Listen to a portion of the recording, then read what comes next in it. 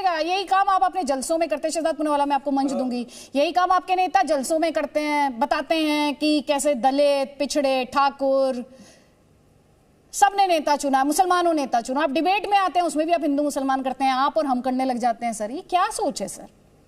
Expose हो जाते हैं, जैसे आप और हम करने लगते हैं ना सर, आप एक्सपोज हो जाते हैं। फिर आपके जो विरोधी आपके बारे में कहते हैं कि आप किस तरह की राजनीति करते हैं, वो जो भड़काने वाली राजनीति अभी थोड़ी देर पहले शहजाद पूनावाला कह रहे थे ना, वो दावे सही दिखने लगते हैं, क्योंकि जनता को सब समझ आता है। शहजाद पूनावाला जवाब देना चाह रहे हैं, जवाब ले लीजिए। देखिए, सुप्रीम कोर्ट ने तो यह भी कहा था कि बाबरी जो है वो गैर इस्लामिक स्ट्रक्चर पर बनाया गया था, वो गैर इस्लामिक उसके नीचे रिमेन्स थे। तो क्या उसको भी मानते हैं?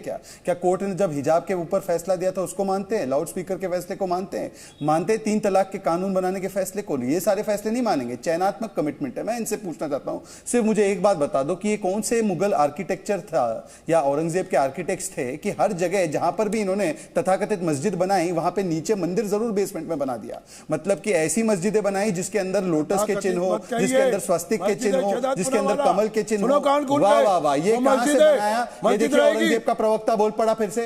ये मैं इनको बार बार कहता हूं, जो पैनलिस्ट है या ये एटम बम है, 10 सेकंड नहीं होती मैं मेरी बात को 10 सेकंड में फट जाते हैं। ये इनको सुनने की क्षमता ही नहीं है।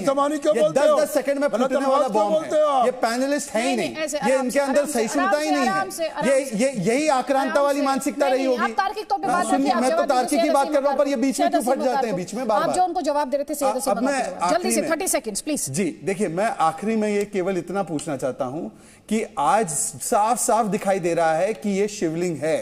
आज मैं पूछना चाहता हूं, कांग्रेस पार्टी के अगर कोई नुमाइंदे होंगे आज की डिबेट में, क्या ये शिवलिंग लग रहा है आपको? आप तो बड़े बड़े शिव भक्त होने का दावा करते हैं, या ये आज भी आपको फव्वारा दिख रहा है? फव्वारा है तो ये कैसा फव्वारा है भाई? ना इसमें कोई इनलेट है, ना प्लम्बिंग सिस्टम है। 63 सेंटीमीटर का छेद करने की कोशिश की, छेद करने वाली मानसिकता है तो की कोशिश। ऊपर सीमेंट लगा है जो 200 साल पुराना है, स्ट्रक्चर 500 साल पुराना है। सीमेंट था ही नहीं जब ये स्ट्रक्चर बना। ऊपर से इसको डैमेज करने की कोशिश, बार बार मखौल उड़ाने की कोशिश, और आज भी जिस प्रकार से इसको बार बार देखिए पेंट करने की कोशिश की गई, त्रिशूल के ऊपर पेंट करने की कोशिश की गई। ये इनकी मानसिकता है कि किस प्रकार से सबूतों को नष्ट किया जाए। भाई मेरे पास एक पेन है, अगर कोई कहे ये पिस्तौल है तो अदिति जी मैं क्या कहूंगा? आइए खोल दीजिए इस पेन को और चेक कर लीजिए कि ये पेन है या पिस्तौल है। क्यों ये छिपाने की कोशिश कर रहे हैं? क्यों डरते हैं कि सच बाहर आ जाएगा तो महादेव दिख जाएंगे, और महादेव का सच बाहर आएगा तो इनकी पोल खुल जाएगी। ठीक है, तो सैयद असीम वकार।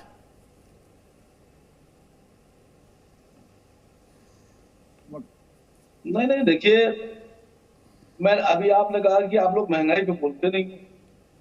मैं तो आपसे गुजारिश कर रहा हूं कि अभी इसी वक्त से महंगाई पे डिबेट कर दीजिए। मैं आपके साथ आई एम एग्री, लेकिन आप कहीं से मेरी बात मानने पे तैयार ही नहीं। अब आप चुनाव में कितने वोट मिले उत्तर प्रदेश में असीम वकार? नोटा से कम वोट मिले हैं। चुनाव इसी मुद्दे पे हुआ, महंगाई, बेरोजगारी, अर्थव्यवस्था, इन सारे मुद्दों पर जिसको नोटा से कम वोट मिले हैं। आज जब 5 महिलाएं अपने दैनिक अधिकार के लिए कोर्ट जाती है तो आपको महंगाई याद आई। क्यों भाई? औरंगजेब की कब्र पर फातिया पढ़ने से महंगाई कम हो रही है? मुगलों की प्रशंसा करने से महंगाई कम हो रही है क्या? बताइए। नहीं तो एक काम करिए ना, अगर श्रृंगार गौरी के मंदिर में पूजा कराने से और ये महिलाओं को अधिकार देने से गैस का सिलेंडर 330 रुपए में हो रहा है तो बिल्कुल कीजिए।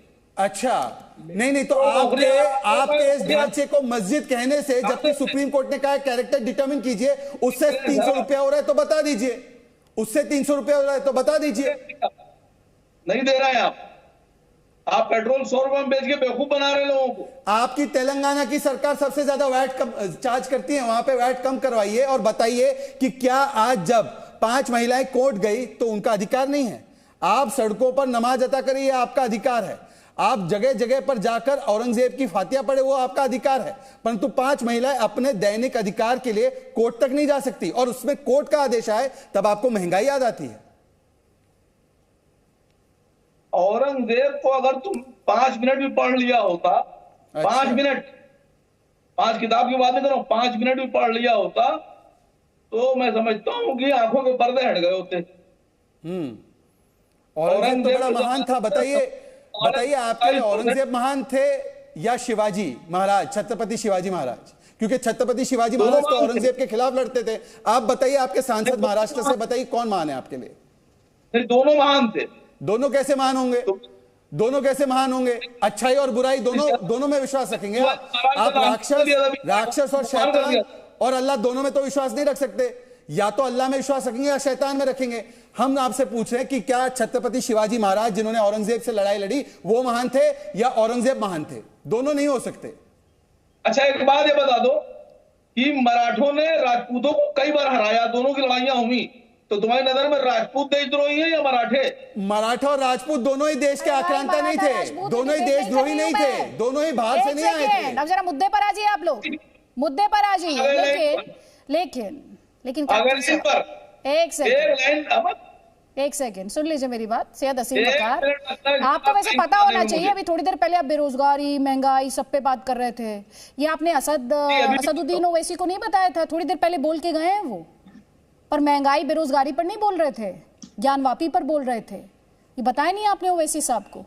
नहीं बताया ना? मैं लास्ट टाइम भी आपसे ये कहा था कि ओवैसी साहब से कहिए इस पे बात करें। करते सर आप ज्ञानवापी पे स्टेटमेंट देंगे। आपके लिए महंगाई, बेरोजगारी, अर्थव्यवस्था सिर्फ डिबेट के लिए मुद्दा है। जब आपसे सवाल पूछा जाता है ना औरंगजेब के जो फैंस हैं उनसे लेकर, तो आप ये फिर महंगाई, बेरोजगारी, चुनाव, इस तरह की बातें करने लगते हैं। कैप्टन रिजवी, औरंगजेब के जो फैंस हैं, वो औरंगजेब में जो एक हीरो देखने वाली सोच है, उस पर आप क्या कहेंगे?